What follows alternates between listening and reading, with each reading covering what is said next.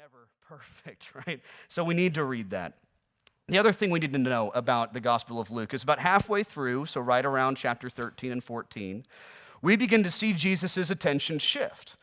So in the first half of the Gospel of Luke, Jesus' attention is very much on the Jewish people. He's teaching Jewish leaders. He's teaching in synagogues. He's on his way to Jerusalem. And then about halfway through, you can tell Jesus is getting more and more frustrated, more and more upset, because every time he's being rejected by these Jewish leaders, these people who think they know what it means to be a good religious person. And so he keeps getting rejected by them. And so halfway through the Gospel, you can tell he kind of throws his hands up in the air and goes, fine, I'm going to go find people who actually want to hear what I have to say.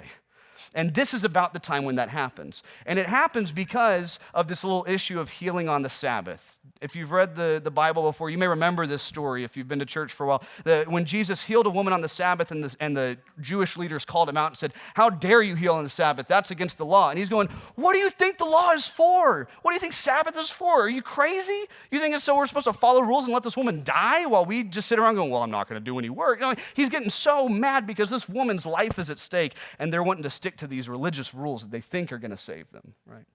Okay, so all of that sets up for this meal. So now Jesus has to go and sit down and have dinner with these people. And don't you think he's going to have something to say?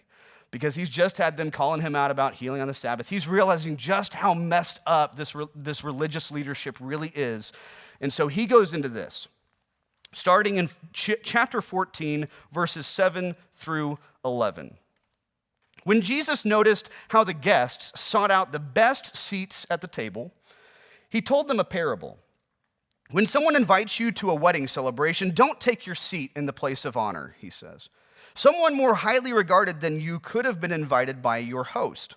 The host who invited both of you will come and say to you, give your seat to this other person. Embarrassed, you will take your seat in the least important place. Instead, when you receive an invitation, go and sit in the least important place. When your host approaches you, he will say, friend, move up here to a better seat. Then you will be honored in the presence of all your fellow guests. All who lift themselves up will be brought low, and those who make themselves low will be lifted up. And we're going to stop there for now. So this is the first lesson.